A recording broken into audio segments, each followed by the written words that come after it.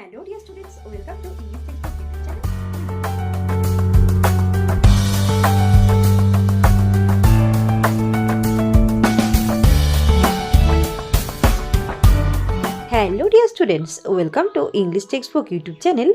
We make English easy. আমি অশোকা চলে এসেছি আরও একবার তোমাদের জন্য একটি নতুন ভিডিও নিয়ে। তো আজকে ভিডিওতে আলোচনা করব এবিডি টেস্ট পেপার 2025 এর পেজ নাম্বার 190 নিয়ে এবং এখানে একটি রাইটিং নিয়ে আলোচনা করব। তো আজকে আলোচনা করব একজন মহান ব্যক্তির সম্পর্কে, তার বায়োগ্রাফি নিয়ে আলোচনা করব। তিনি হলেন এপিজে আব্দুল কালাম বা ডক্টর এপিজে আব্দুল কালাম। তো তার সম্পর্কে আজকে আমরা বায়োগ্রাফি আলোচনা করব। তো মেন যে ভিডিও আজকে মেন টপিক তাতে যাওয়ার আগেই প্রথমে বলে রাখছি, আমি অলরেডি কিন্তু এবিটি এর আরও বেশ কিছু ভিডিও কিন্তু চ্যানেলে প্রোভাইড করেছি। যারা সেগুলো দেখোনি তারা কিন্তু অবশ্যই ডেসক্রিপশন বক্সে থাকা অথবা প্লেলিস্ট থেকে তোমরা কিন্তু সেগুলোকে চেক করে নিতে পারো যদি তোমাদের প্রয়োজন হয়। তো যাই হোক, তো শুরু করছি আজকের টপিক। Let's get started. তো দেখো এখানে একটা তোমাদের পেজ নাম্বার 19-এ তোমরা একটা এরকম 7 নম্বর যে সেকশন সি রাইটিং পার্টের 7 নম্বর এটা দেখতে পাবে। দেখো আমি হিন্টসটা পড়ছি। এখানে একটা বায়োগ্রাফি লিখতে হবে এবং এর জন্য 10 মার্ক রয়েছে। তো দেখো এখানে হিন্টসে কী কী রয়েছে। বর্ন, জন্মগ্রহণ করেছেন 15 অক্টোবর 1931 রামেশ্বরম, মারা গিয়েছেন 27 জুলাই 2015 শিলংয়ে। চাইল্ডহুড, তার ছেলেবেলা রামেশ্বরমে তিনি তার শৈশব কাটিয়েছেন। অ্যাওয়ার্ড, তিনি অনেক পুরস্কার পেয়েছেন, ভারতরত্ন, পদ্মভূষণ, তারপর পদ্মবিভূষণ ইত্যাদি। এডুকেশন, তার শিক্ষা মাদ্রাস ইনস্টিটিউট অফ টেকনোলজি এবং আন্না ইউনিভার্সিটিতে। ফিল্ড অফ ওয়ার্ক, তার কাজের ক্ষেত্র কী সায়েন্স অ্যান্ড টেকনোলজি। তো তিনি বিজ্ঞান এবং প্রযুক্তিবিদ্যা নিয়ে পড়াশোনা করেছেন এবং সেই বিষয়ে তিনি কাজ করতেন। প্রিভিয়াস অফিস তার ছিল দেখো প্রেসিডেন্ট অফ ইন্ডিয়া। তিনি 2002 থেকে 2007 পর্যন্ত সময়কাল ভারতের প্রেসিডেন্ট হিসেবে বা রাষ্ট্রপতি হিসেবে তিনি পদভূষণ পদে আসীন ছিলেন। তো যাই হোক, তো এই হচ্ছে আমাদের হিন্টস। এগুলোকে ফলো করে আমাদের কিন্তু বায়োগ্রাফি লিখতে হবে একজন মহান যিনি সায়েন্টিস্ট এপিজে আব্দুল কালাম তার সম্পর্কে। তো যারা যারা এপিজে আব্দুল কালামের পুরো নাম জানো তারা কিন্তু অবশ্যই কমেন্টে লিখবে। ওকে, তো উইথ দ্যাট সিট শুরু করছি আজকের যে মেন টপিক সেটা। তো তোমাদের ফার্স্টে কি কাজ? হ্যাঁ, ঠিক ধরেছো। ফার্স্টে কাজ হচ্ছে তোমাদের টাইটেল দিতে হবে। তো এটা বায়োগ্রাফি, কার বায়োগ্রাফি? এপিজে আব্দুল কালাম। তো দেখো আমি লিখে দিচ্ছি biography of APJ Abdul Kalam. তোমরা চাইলে এপিজে আব্দুল কালামটাও লিখতে পারো, কিন্তু মনে রাখবে যে নামের যে প্রথম অক্ষরগুলো সেগুলো কিন্তু ক্যাপিটাল লেটারে লিখতে হবে। ওকে, তো হয়ে গেল টাইটেল দেওয়া। এবার দেখো প্রথম লাইনটা। Dr. APJ Abdul Kalam was a renowned scientist and the 11th President of India 2007 বা 2007। ওকে, তো দেখো এখানে তার সম্পর্কে একটা বাক্য আমরা লিখছি।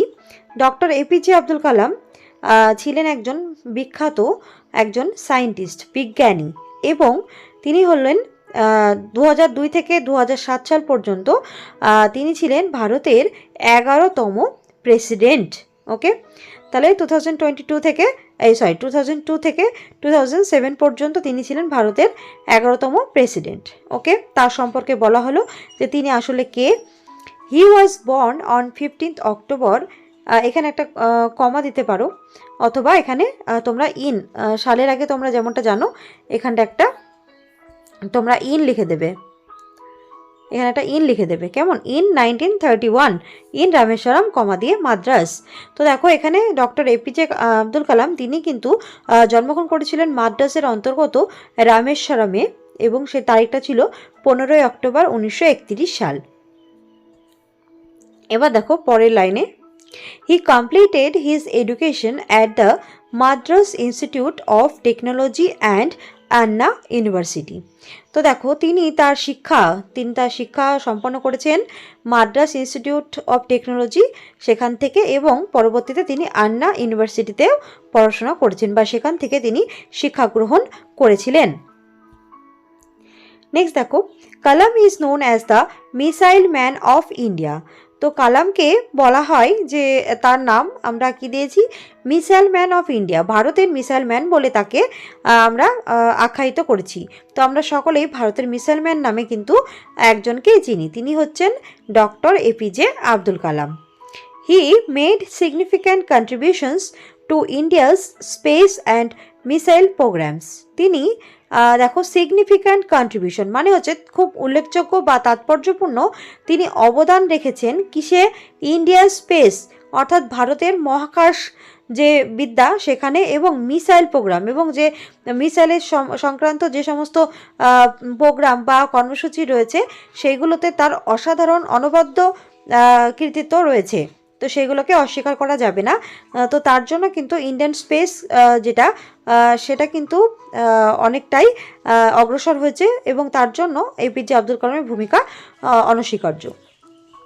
তারপরে দেখো, he was awarded the Bharat Ratna, Padma Bhushan and Padma Vibhushan for his exceptional work in science and technology. বিজ্ঞান এবং প্রযুক্তিবিদ্যার যে একটি জায়গা, সেখানে তার দেখো এক্সেপশনাল ওয়ার্ক, তার যে কাজ সেটা কি ছিল, সেটা হচ্ছে ব্যতিক্রমী, যে এরকম কিন্তু কেউই এর আগে এত ভালোভাবে এরকমভাবে অবদান রাখেনি। তো এর জন্য তিনি অনেক পুরস্কার পেয়েছেন। তো তার মধ্যে ভারতরত্ন, পদ্মভূষণ এবং পদ্মবিভূষণ, তো এগুলো হচ্ছে তার প্রাপ্তি। তো এখানে তোমরা এটা লিখে দিলে। তারপরে দেখো, যদি পয়েন্টে সাল দেওয়া থাকে তোমরা সালটাও লিখে দেবে। Doctor Kalam inspired millions of Indians. তো দেখো, ডক্টর কালাম তিনি কিন্তু লক্ষ লক্ষ ভারতীয়দেরকে কিন্তু অনুপ্রেরণা জুগিয়েছেন, স্পেশালি দ্য ইউথ, বিশেষ করে যারা তরুণ প্রজন্ম তাদেরকে তিনি আরও বেশি কিন্তু অনুপ্রেরণা দিয়েছেন। উইথ হিজ ওন আইডিয়াস, তার যে নিজের চিন্তাভাবনা, বুদ্ধি, জ্ঞান, সেগুলোর মাধ্যমে তিনি কিন্তু সকলকেই বা তরুণ সম্প্রদায়কে ভারতের তিনি কিন্তু এখনো পর্যন্ত অনুপ্রেরণা হয়ে রয়েছেন। তারপর দেখো, এবার দেখো, Kalam breath his last on 27th July. এখানেও কিন্তু তোমরা একটা কমা দিয়ে এখানে তোমরা এখানে ইনটা লিখে নেবে, সালের আগে ইন। ওকে, আমি এটা দিতে ভুলে গেছি, অথবা তোমরা কমাও দিতে পারো। আচ্ছা, তো দেখো, Kalam breath his last on 27th July in 2015 in Shillong. তো তিনি এই মহান ব্যক্তি, ভারতের একটি রত্ন। তো তিনি 2015 সালের 27শে জুলাই এই দিনটিতে তিনি তার শেষ নিঃশ্বাস ত্যাগ করেছেন, সেটা হচ্ছে শিলংয়ে। ওকে, তারপরে দেখো, we will remember him for his greatest contribution in science and technology. তো আমরা তাকে মনে রাখবো তার বিশেষ অবদানের জন্য বিজ্ঞান এবং যে প্রযুক্তিবিদ্যাতে তার যে অনস্বীকার্য অবদান রয়েছে তার জন্য কিন্তু আমরা তাকে চিরস্মরণীয় করে রাখবো বা তাকে আমরা মনে রাখবো তার অবদানের জন্য। তো তিনি এতটাই মহান ব্যক্তি ছিলেন। তো আব্দুল কালাম সম্পর্কে যতটাই বলা হয় ততটাই কিন্তু কম বলা হয়, তার সম্পর্কে যতটা বলা হবে সেটা কিন্তু খুব বেশি বলা হবে, কমই হবে সেটা। ওকে, তো যাই হোক, তো এটা হচ্ছে এখানে শেষ হচ্ছে। তো ডক্টর এপিজে আব্দুল কালাম সম্পর্কে বায়োগ্রাফি নিয়ে আলোচনা করলাম। তো এরপরেও কিন্তু আরও ভিডিও খুব তাড়াতাড়ি আসছে, তোমরা চ্যানেলে কিন্তু চোখ রাখবে। সো যদি ভিডিওটি ভালো লাগে অবশ্যই লাইক করবে, কমেন্ট করে জানাবে এবং বন্ধুদের সাথে শেয়ার করে তাদেরও দেখার সুযোগ করে দেবে। এবং যারা এখনও চ্যানেলটিকে সাবস্ক্রাইব করোনি তারা কিন্তু অবশ্যই চ্যানেলটিকে সাবস্ক্রাইব করে পাশে থাকবে। তোমাদের এই পাশে থাকাটাই আমাদের পাথেয়। সো দেখা হচ্ছে পরের ভিডিওতে, ততক্ষণের জন্য tata, bye, thanks for watching.